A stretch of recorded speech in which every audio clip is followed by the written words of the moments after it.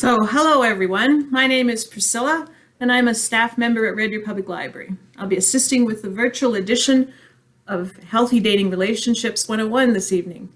This program is on Facebook Live today, and it will be available on the library YouTube channel in a few days. Before we start, as part of my journey in reconciliation, I acknowledge that I live, work, and play on the Treaty 6 and 7 territories and of the Métis of Region 3. Traditional and customary lands of First Nations and Métis people. So Healthy Dating Relationships 101 is a 1-hour overview program highlighting the basic concepts of healthy dating relationships. And today's presenter is Bailey. So I'd like to welcome Bailey today. Nice to see you. Thank you for having me. That's great. She has worked at CASASC for 2 years, and she loves what she does, which is always good to hear. Bailey has a dog named Lula, and she may or may not bark or come and say hi while she's presenting. I already got to see Lula, so if you're really lucky, watch closely, maybe you will too.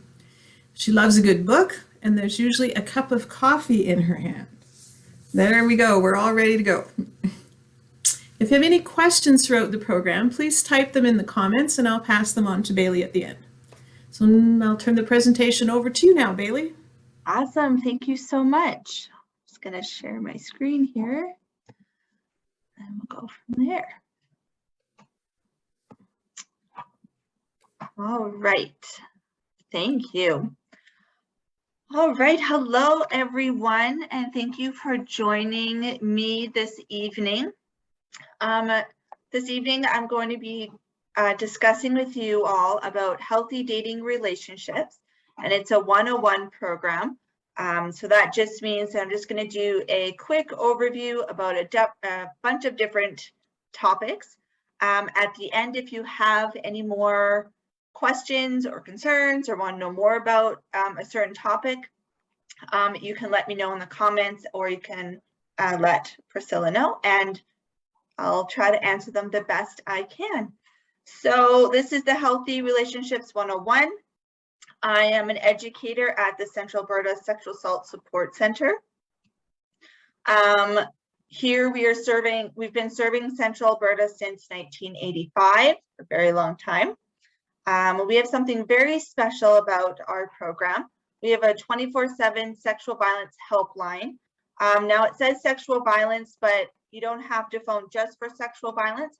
If you're in crisis at any point or have anything that you want to talk about, we are here for you. So we have a phone that is in blue.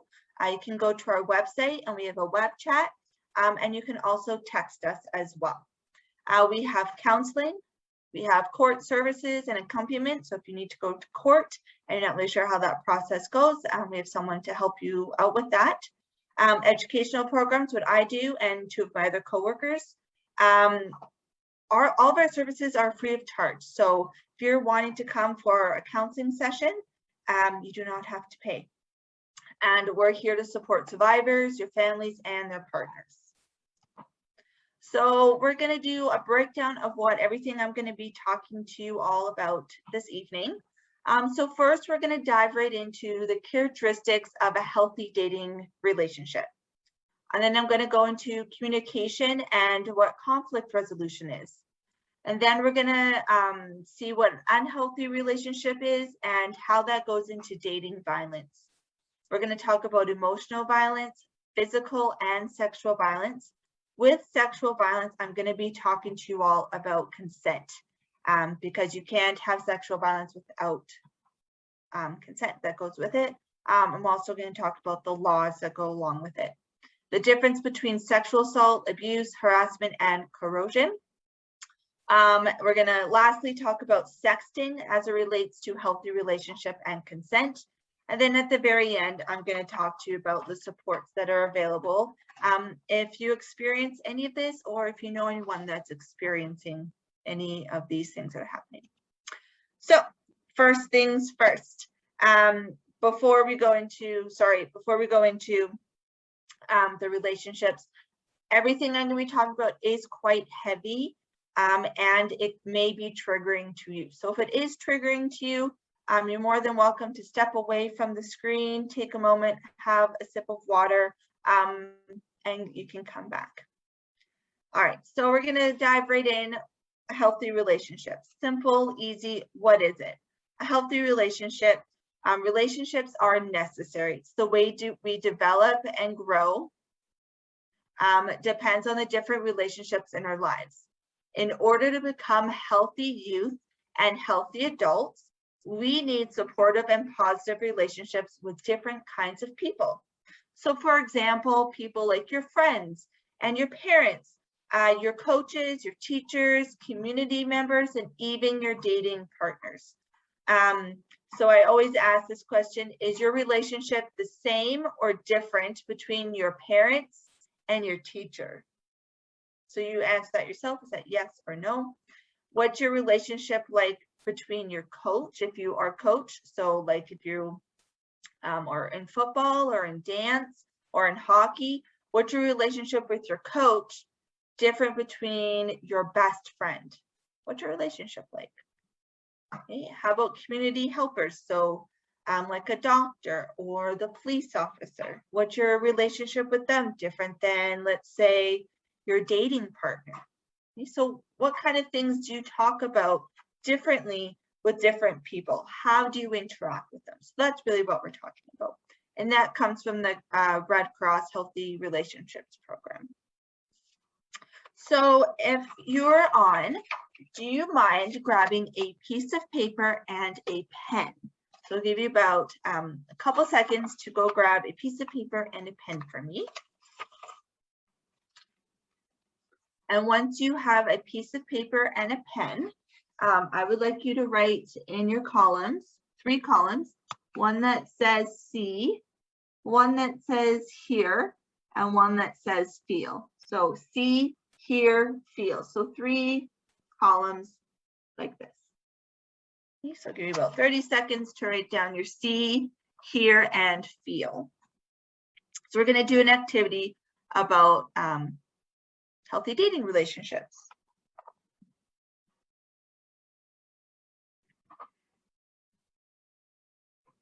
Now, while you guys are waiting for, I'm waiting for you guys to write that down, it's going to ask you a question.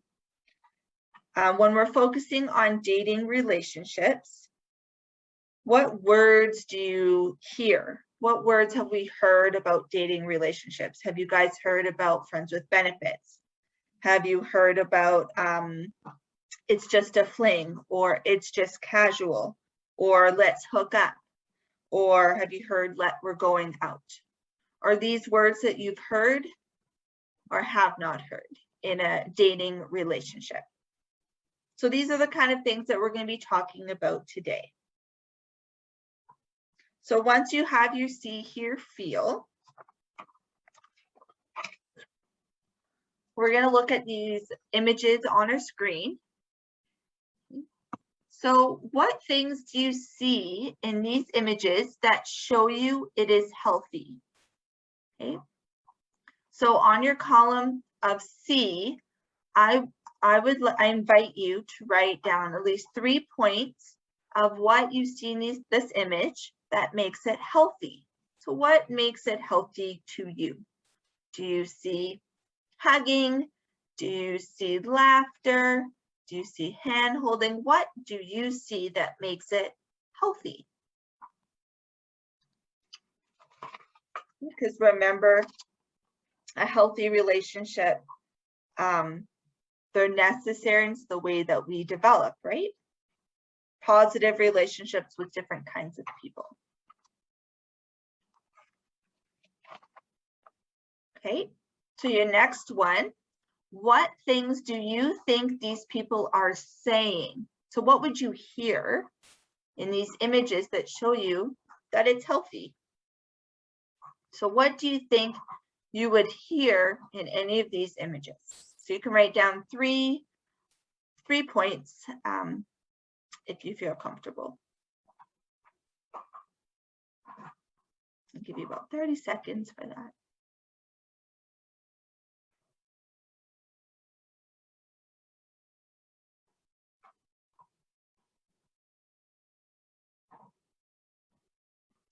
And next one, in your last column, What do you think these people feel in these healthy relationships? Feel, okay? So kind of more like what you feel inside. Or it could be physical, outside. Yes, I do have a picture of lions because lions also feel love. They also feel empathy. She just learned about that dogs and some animals actually can feel empathy. So that's why we have the lions. So what are your 3 points of feel in a healthy relationship? So while you're writing that down, I'm just going to talk to you guys a little bit. So when we're talking about healthy relationships, we want to keep in mind what it looks like, how it sounds, and how it makes you feel.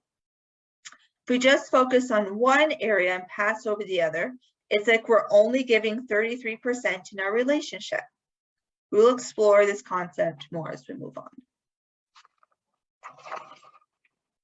All right, so now that we did our see, hear, feel activity, we're going to go back to that periodically throughout our time that we're together. So now I'm going to break down the characteristics of a healthy relationship. So there are 10 characteristics of a healthy relationship that should be present, okay?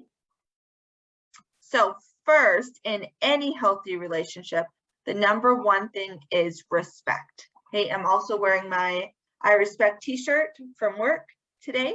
So in any relationships, that's your dating partner, your friends, your teachers, your community members, your parents, respect is number one. So respect is the foundation of all healthy relationships, both respect for others as well as respect to self. So the golden rule. Next is trust. We need trust in a relationship. So mutual trust, where you care about and encourage one another. Having a sense of trust in your boyfriend, your girlfriend, or partner is very important. It's like providing emotional support when needed. And trust involves having confidence in someone or something. Okay, so we need that trust. So you make sure that you trust that person no matter what, right? Next is communication. For able to resolve conflict. So make sure that our disagreements are a natural part of life. At times, disagreements can result in conflict of varying degrees. Okay? So able to resolve that conflict when it arises. That's why you need that communication. Next is independence. So I'm not sure how old everyone is on here, but if you're in high school and you're listening, you're getting your independence. This is a big time in your life. Maybe you're 16 and getting your driver's license. That is a big, big independent thing to do, a really grown-up thing to do. So 6 is fun. So of course, in every relationship, you need fun. You need fun in your life, no matter what. So what kind of fun stuff do you like to do with your friends or your family? Do you like to go on hikes? Do you like to go swimming? Do you like to do video games? What kind of fun activities are you doing together? Providing support. So providing support just means you're there for the other person, especially when things are tough, and letting them do the same for you. So next is equality. So equality means that both people are equal in the relationship. No one person is making all the decisions and no one person holds all the power. So this one is a big one. Because I know we always get tripped up on who has more power than the other, but we shouldn't have that in a dating relationship. Safety. Personally, I think safety should be on the like one of the top 3, but it is part of our top 10. Safety is huge in any relationship, but definitely a dating relationship. So safety is an important characteristic to keep in mind. Healthy relationships are characterized by dignity and not violence. Okay.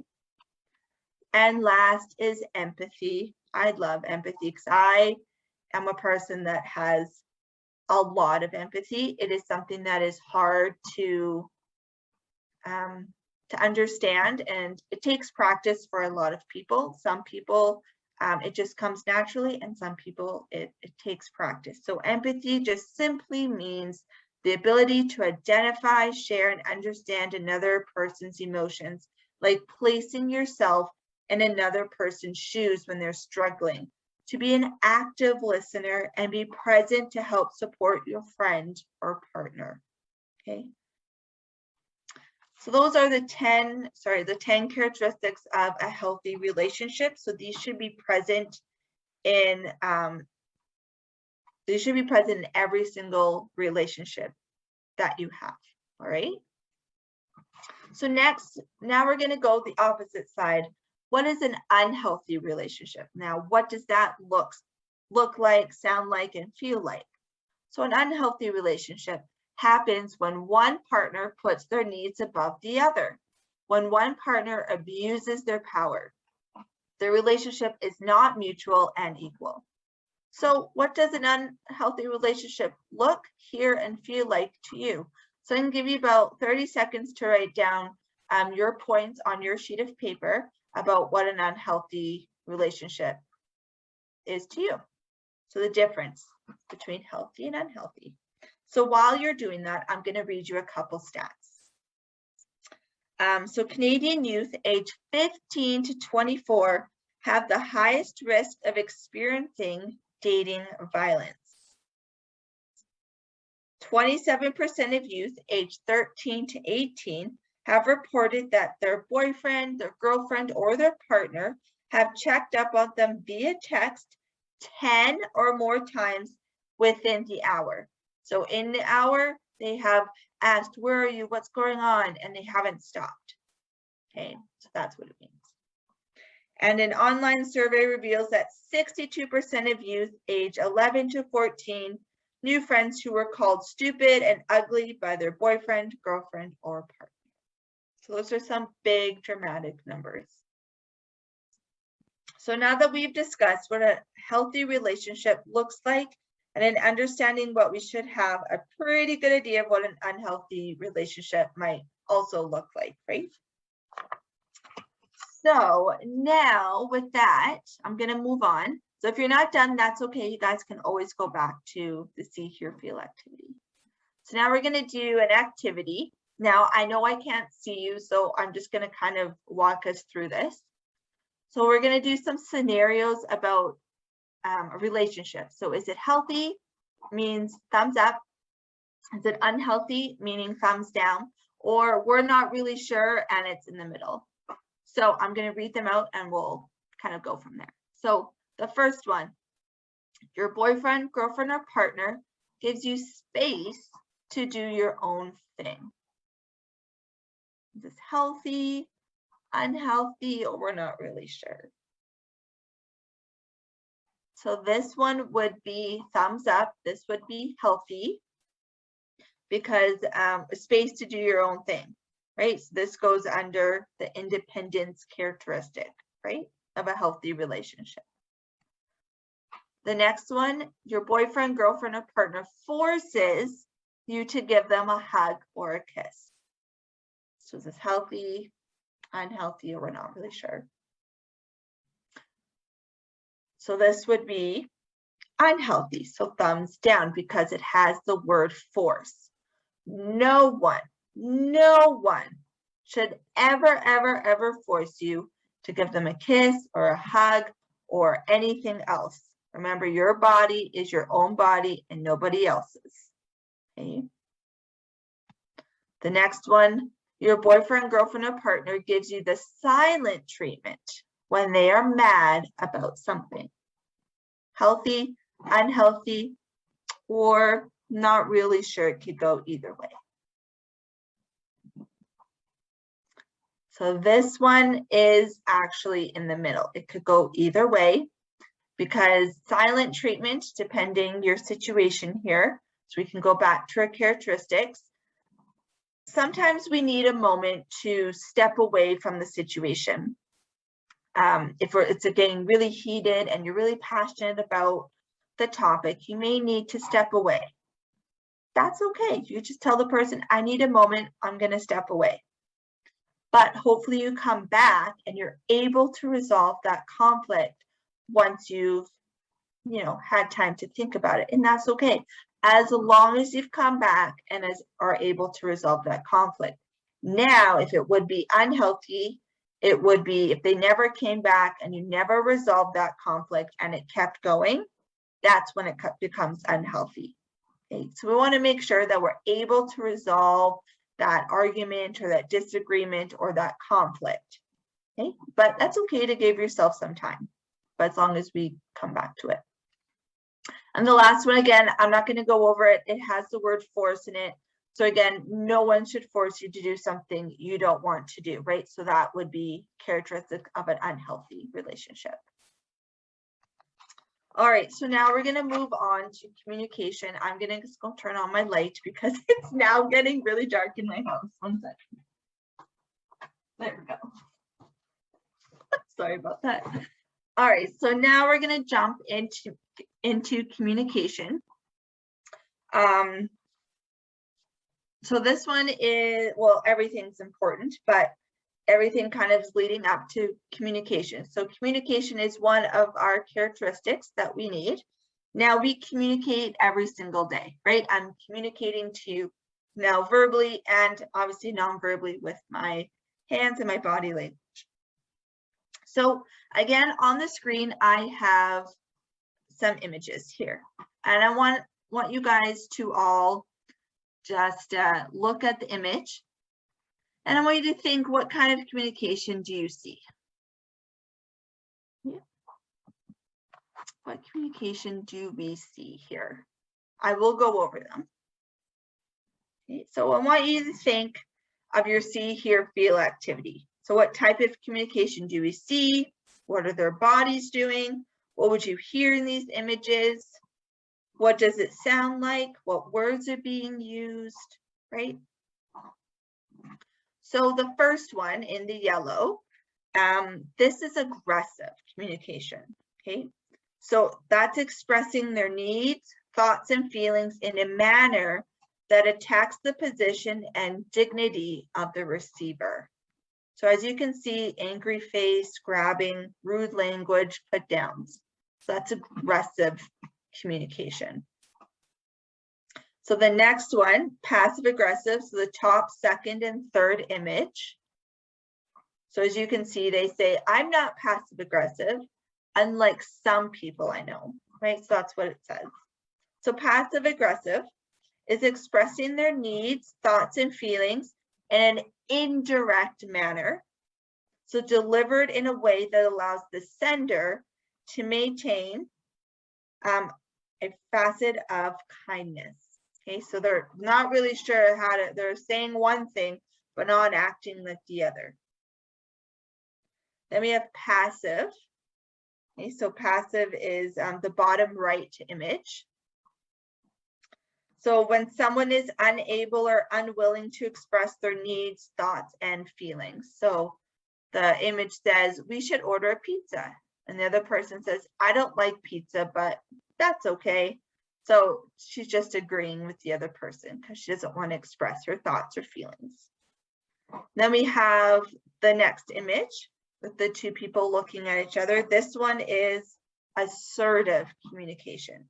So assertive communication is expressing needs, thoughts, feelings in a direct manner that does not attack the receiver, but rather upholds their dignity. So assertive communication is what we want to work towards. We want to be able to clearly express how we are feeling about a situation, an argument, or a decision in a way that doesn't attack others. Okay. So assertive communication, everybody, is a skill. It takes a lot of practice because look at the other ones that we have here on the screen. Personally, I can share that I am probably a very passive person. I kind of just sometimes go along with things. But I'm starting to be assertive when need be in situations. So you just always have to what kind of communicator are you, and how can you communicate with your partner or with a teacher or with a parent and so on, right? So with that leads us into, into conflict resolution, okay? I hope everyone's understanding and we're good at this point. Because usually I would take a moment break and see how everyone's doing, but hope everyone's doing good. So conflict resolution. So conflict is part of our lives. Conflict is a disagreement or a difference of opinion between two people or groups. Dealing with conflict can be hard, and conflict resolution skills allow us to respond to and manage disagreement more confidently. So there's two things here. We have to know ourselves. How do we, what are we like? How to respond to people, right? So how you feel, what you think, what you believe, what are you willing to compromise on or not? How the relationship makes you feel, okay? So we're constantly learning about ourselves and we're growing. Thus, the way we communicate and resolve conflict changes as well. So maybe the way that you communicate with your parents is different than how you communicate with your best friend. So the way that you resolve your conflicts may be different depending, their communication skills or the situation, right? Know yourself. And the second is respond and don't react. Now, this one's hard because we always want to just react, right? Because we could be really passionate about the topic or the subject that we're talking about, right?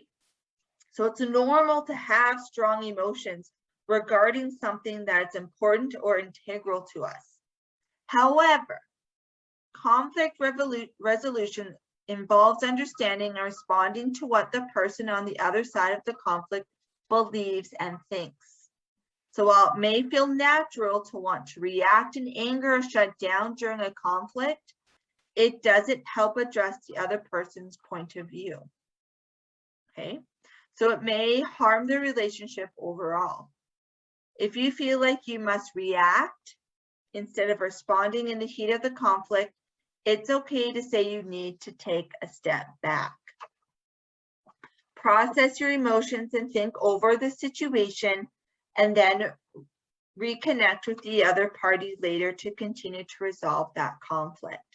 So, for example, if you got an email from either work or someone you know, and you disagreed about whatever they're talking about, if you're on email, I would say sleep on it before you respond. Okay, that's what I always do. I always sleep on something before I respond. I do my best thinking while I'm sleeping, and the next day, think about it and then respond. All right. And that just comes with practice. So next, assertive communication, like we talked about. So assertive communication is when someone self-confidently and positively says what they think, how they feel, or how they want in a straightforward and non-threatening way. But using assertive communication does not necessarily guarantee success because we can't control the other person's reaction. We can only control our own, and assertive communication is hard and it takes practice, okay? So when using assertive communication, we're going to learn about I statements to address how you feel and how the situation has affected you, okay? Now, I statements, again, take practice. Now, I'm in my 30s and I'm still learning I statements and how to use them properly. So if you're already using I statements, perfect. But if you're not, now is the time to practice. All right, so I'm going to give you some contents here. So say your friend cancels before we went to the movies. I might say something like, I felt sad and angry when we had plans to go to the movies. but you canceled last minute without rescheduling for a different time. I feel like our time together is not important enough to you. I get that things come up, but please try to give me a heads up if you can't make it and try to suggest another time that works better for you. So an I statement is saying how you feel first, then the situation, and then offer a solution. Okay, so I'm just going to say that again just for an example. So say that your friend canceled before we went to the movies. We might say, I felt sad and angry when we'd made plans to go to the movies, but you canceled last minute without rescheduling. I feel like our time together is not important enough to you, and I get that things come up, but please give me a heads up if you can't make it, and we'll try to suggest another time that works better for you. Okay, so that's just an example of an I statement. So next, I'm going to move on to dating violence. Okay, so again, your emotional state here, if this triggers you, just take a moment and come back. So dating violence is physical, sexual, or psychological emotional violence within a dating relationship. It can involve stalking or sexting. It can involve current or an ex-dating partner. Dating violence has a ripple effect that impacts more than just the people directly involved. It also affects your families, peers, schools, and communities. Physical assault, sexual assault, stalking, and non-consensual sexting are criminal offenses under the Criminal Code of Canada. So you may not think that there's any consequences if you do any of these things, but there's a Criminal Code of Canada that has all these things about it.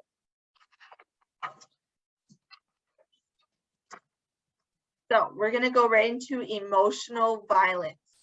Okay, so usually when you think of dating violence, you just think of physical, but emotional violence always comes first. So that means it's the use of words or actions to control, dominate, intimidate, degrade, or intentionally harm another person psychologically.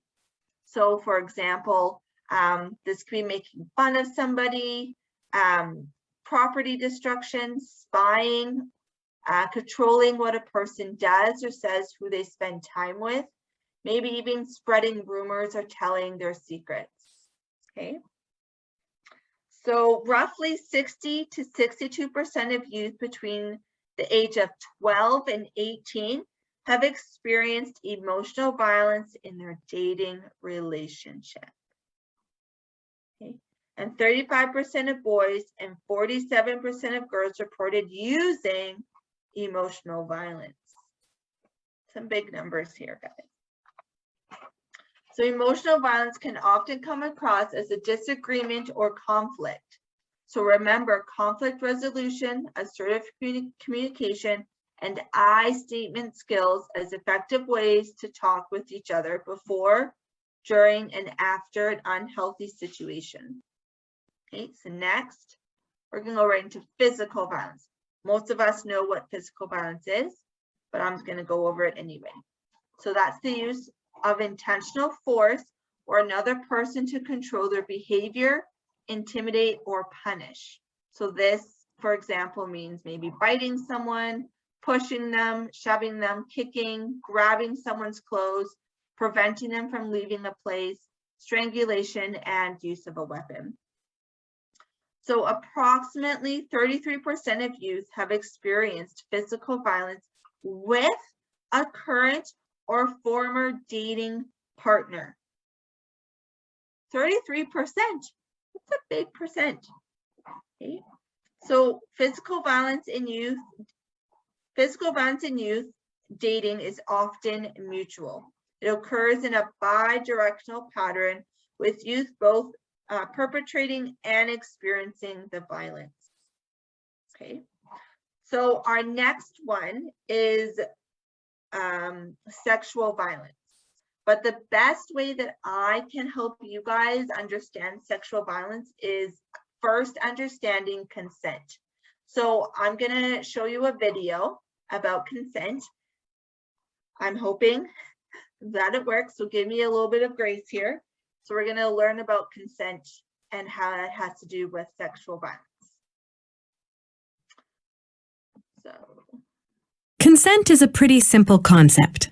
Say you want to make plans with a friend, hopefully you guys can hear. like invite them over to your house, take them to a movie, or go for ice cream. Before you can do this, you need to check to make sure they're cool with it, right?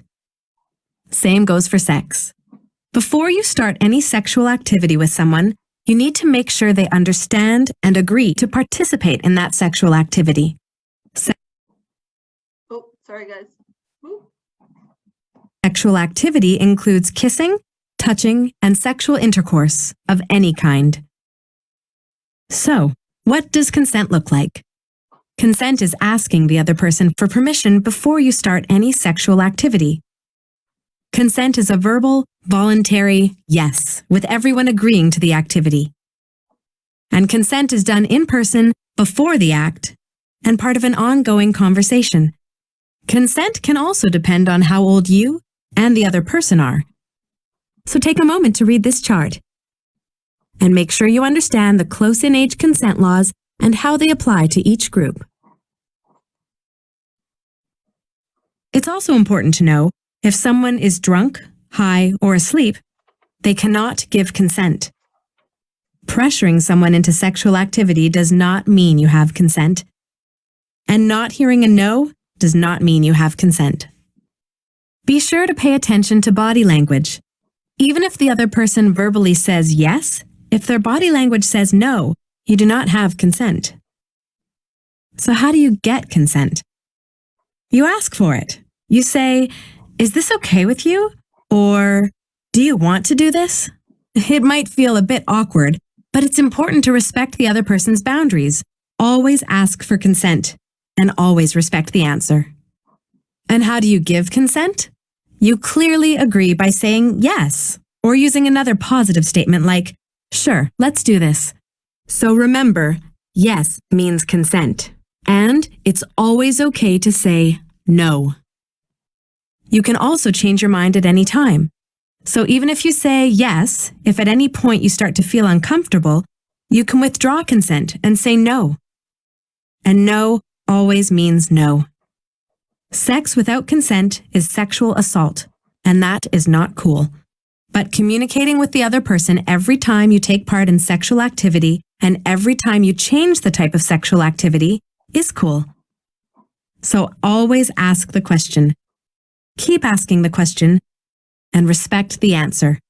And always make sure you and the other person both understand and agree to what you're doing.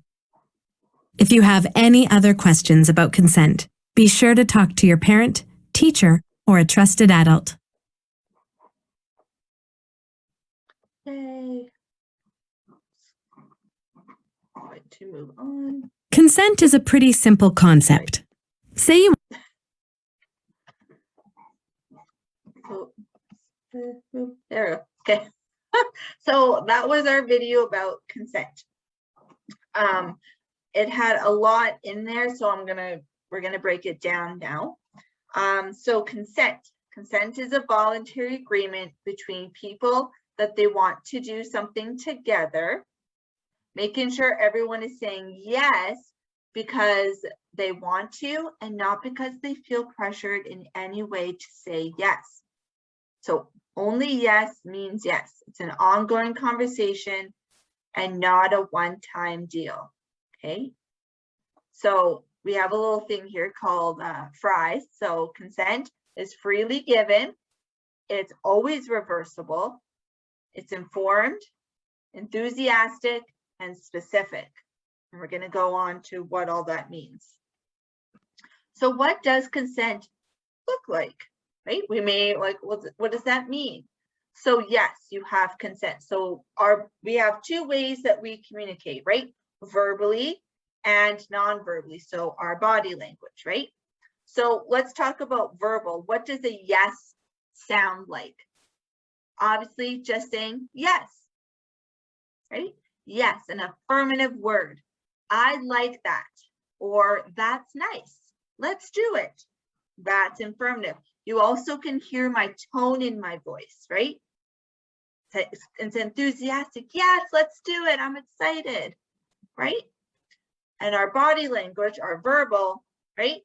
Smiling, you're probably leaning in. There's maybe some physical touching happening, affection, happiness, right? That's what your body language should be with your verbal, okay? What a no for consent might sound like is obviously no. No is a complete sentence, okay? Maybe they're using the word not right now. I'm tired. I'm not sure. Giving you the word maybe, or how about we do something else? So all those words mean no, okay? Body language that goes with the no. They're leaning away. They're awkward. They're not smiling. Okay, they're tense. Maybe they're frozen. Their tone is different. Okay. Now we always say here, if you get a yes, so if I say, yeah, let's do that, but my body language is kind of tense and frozen, I'm not looking at you, do you think you have consent? Even though I said yes, does my body language add up? No, so you don't have consent. You have to make sure that you have a verbal and a non-verbal consent to go on with that sexual activity, okay? Now, I am being quite firm on that because people always say to me, well, I got a yes, I got a verbal yes. Well, did you get the non-verbal too? Was their body language telling you that they wanted to do that? If they didn't, then it's a no. So you have to make sure you get verbal and non-verbal cues for your yes, okay? So there are laws to consent. So that video talked about it. Let's just go over it quickly. So under 12 cannot consent to sexual activity because the consent law here in Canada is 16. So once you're 16, you have consent to say yes to sexual activity. So under 12, you cannot. So 12 and up, the law allows for consent to sexual activity with someone less than 2 years older than them. Age 14 to 15, the law allows for consent to sexual activity with someone less than 5 years, but unless said the adult's in a position of power, authority, or influence over the youth. So let's say you're 15 and you're working at a grocery store and you're a manager and you get into a sexual relationship, that can't happen because that is your manager and they have power and influence over you. So you cannot engage with a boss or an adult that is older than you and is in a position of power. So age 16 is the consent law. That is considered under law to be able to consent with sexual activity with an adult, regardless of age, unless said again that person is in a position of power, authority, or influence. So you cannot have a sexual relationship with your teacher, a community member, a boss, anyone. Even if you're 16, you still cannot because that person has a position of power over you. Okay. So the reality of consent cannot be given on these grounds. So someone else cannot give consent for you. So if you're at a party, a friend cannot say, yes, she can have sexual activity with this person. No, you and only you can say yes.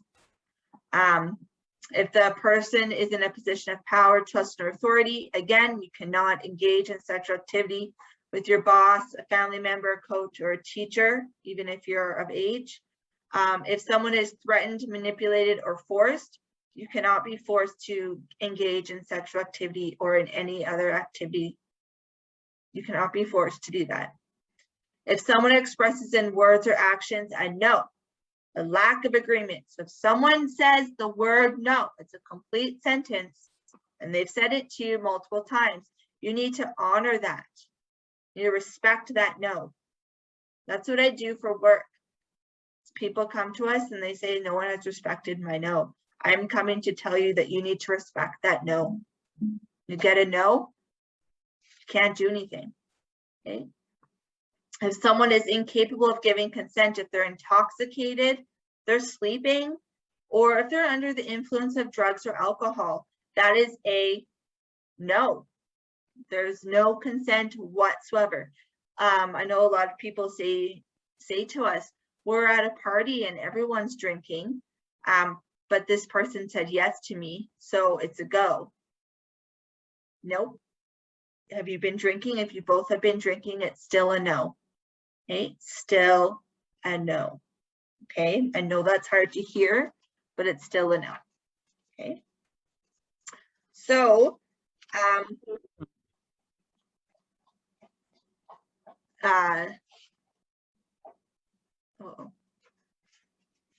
so next I'm going to do a video, another one.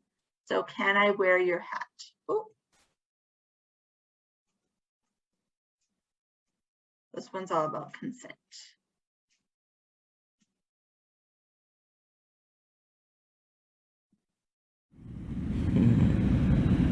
That is one fine hat you have. Oh, thank you. I got a lot of compliments on it this summer. Oh, yeah? Yeah. Well, I can see why. How about you let me wear it for a little bit? I don't know. I mean, I really like it. I don't want it to get messed up or anything. Oh, come on. I'll take good care of it. I just want to try it on and wear it for a little bit. I mean, it's not like I'm the first one to wear it, you know? Well, actually, I'm really careful about who I let wear my hat. Even if those who ask me to wear it are my friends. Well, yeah, but I'm your really good friend, so you should just trust me enough to let me wear it. Yeah, you are my really good friend, but I just don't think I'm ready to let you wear my hat right now. If you really cared about me, you would let me. I do care about you. Well, then why do you make me beg to wear your hat? That's not cool. Well, if you actually asked me nicely to wear it instead of making me feel bad for not letting you, I might be more likely to let you wear it. Really? I'm not trying to make you feel pressured. It's just, I really want to wear your hat, and it's kind of making me mad that you don't care. I do care. But you have to understand that if I let you wear my hat this time, that doesn't mean that you can wear it whenever you feel like it. You'd have to have my consent every time you want to wear my hat. Oh, and you especially can't assume that if I've been drinking alcohol, that you can have my hat whenever you want it. Hat wearing requires a sober yes. You're right. I'm sorry. So I've been thinking, we've become even closer friends, and I really care about you. A lot. May I please wear your hat? Well, I really do like you a lot. And I trust you. So yes, you can wear my hat. But we have to put this on first.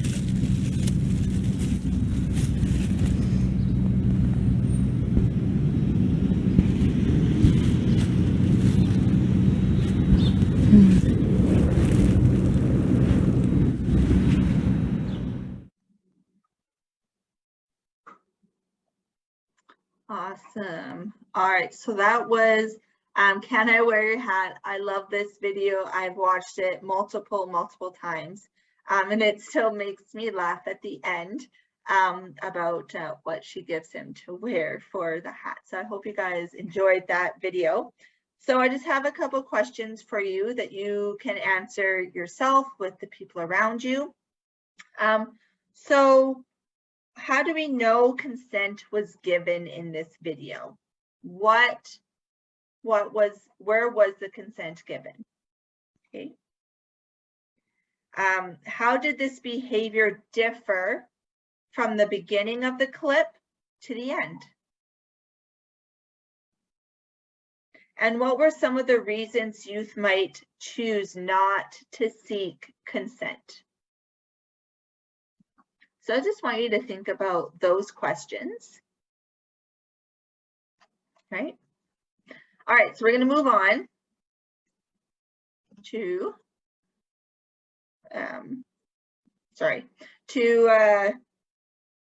our other topic. And again, our emotional safety reminder.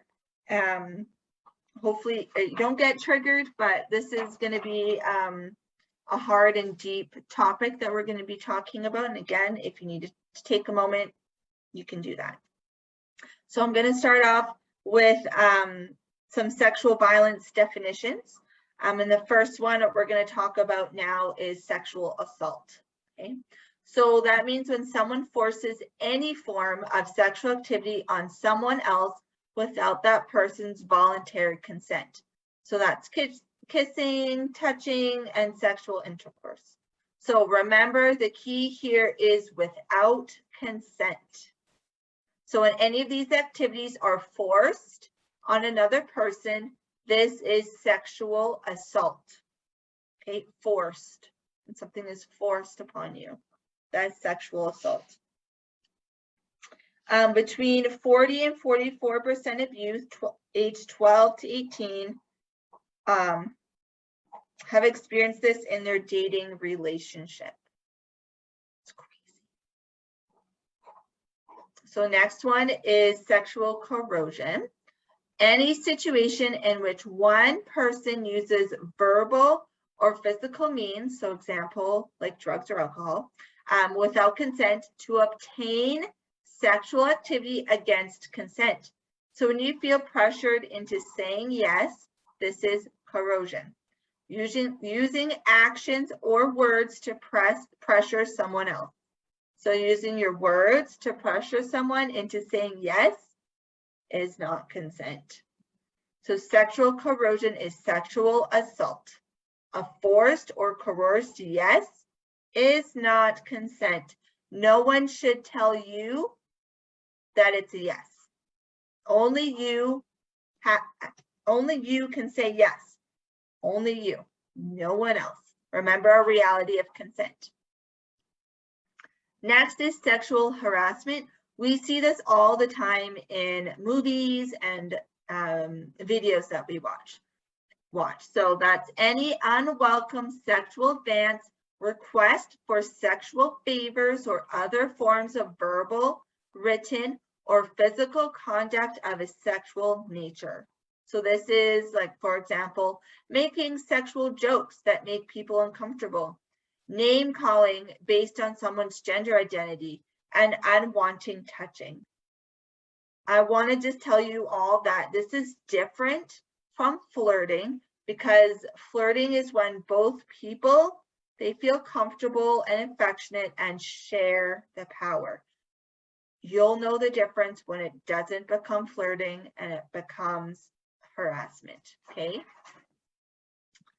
Next, we're going to talk about sexting, all right?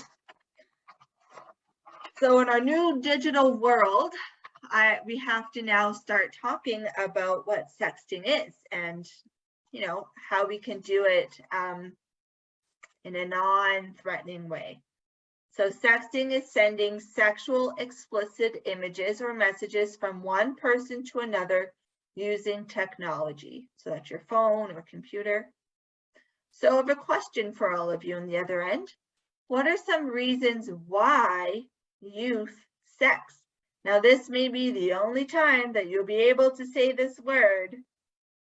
You know, I always say it in our schools. You can just say it out loud, and I know the reason why. But what are the reasons why youth sex? I want you guys to answer that question. So the law states that sexting between or regarding anyone under 18 is considered possessing and distributing child pornography. Anyone owning a device or access to these images can be charged. So I know we're probably maybe confused at this point. So I said that 16 was the age of sexual consent. Yes. Now we're going to go into sexting. Sexting is 18, right? So the law says 18 because like consent laws, they're in place to protect against child abuse and exploitation. Even though the age of consent is 16 in Canada, The law is to protect anyone under 18 from potential exploitation, like some of the negative reasons we talked about previously. Okay. The law is concerned about the distribution. If one person is in the relationship, shares those images with other people, or the images are leaked. Okay. So I also have another question for all of you. If you're a teen watching this, who pays for your cell phone if you have one? Is it your mom and dad? Is it aunt and uncle? Is it your grandparents? Okay, who pays for your phone? Now I ask this because the law states that anyone owning the device can be charged of possessing child pornography if the photographs or videos are on the device. This is part of the law that was put into place to address cases where 12 and 13-year-olds were possessing sexting images and the parents were held responsible. So if you are of that age and you are holding an image of sexual nature and you have done the negative reasons of sexting, so you're doing it because you want to get revenge on someone, then that's what the police are more worried about. Positive reasons why people sex, they're in long distance relationships, they're flirting, they're wanting to get to know each other. So that there's positive reasons, but there's also negative reasons, right? And we don't want those negative reasons where you're trying to hurt someone, revenge on anybody, right? So sexting and the law. So the law again states that between or regarding anyone under 18 is considered possessing and distributing child pornography. Anyone owning a device to these images can be charged. So sexting is respect and healthy relationships are key here. Remember, requires consent every time. So no matter if you are 16 or if you are 40 years old, you still need that consent to say, hey, I'm going to be sending this image. Are you okay with it? If the person says no, we should not still be sending that picture. Now, if they say yes, and you send that picture to that person, hoping that that person has that trust and you have that communication and that respect, that they're not going to show it to anybody. Okay. So just because an image or message from someone else is on your personal device, it does not belong to you. You still need that person's consent to share or to look at it, okay? When sexting is not consensual, it is a form of dating violence. Youth need to get someone's consent to send, show, or share a sexual image. So now we have our last video. This one is how to be more than a bystander. So it's about some guys in a locker room, probably after a football game, and we're going to see what happens with this sext.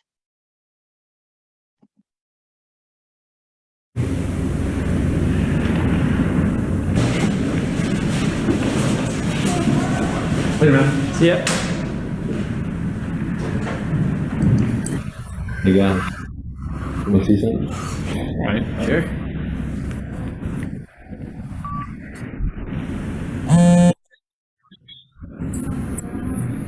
Whoa. Ooh, nice, right? Man, is that your girlfriend? Yeah. Man, that's not cool. What, do you not have any respect for her? None of your business, man. Well, yeah, it's not really any of our business. Guys, we should delete this.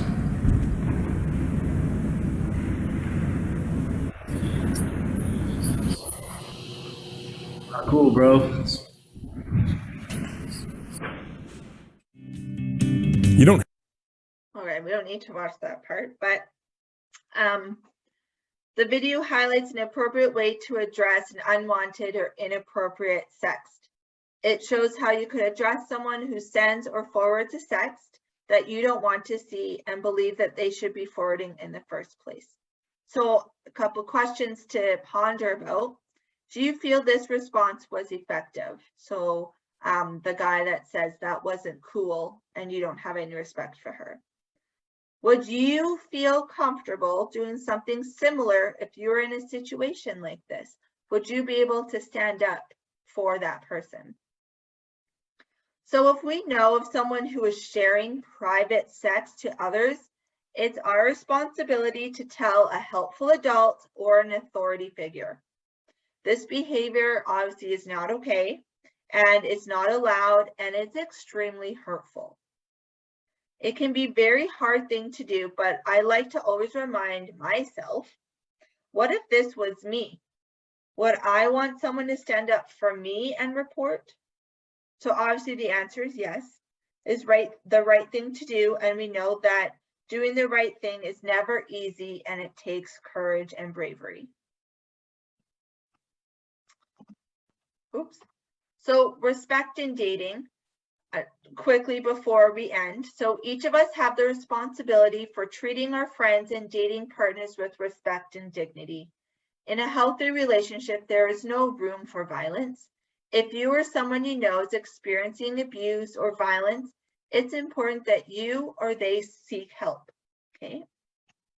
So with that comes resources and support. So we would say the kids help phone. I know it says the words kids in it, but it goes all the way up to age 25.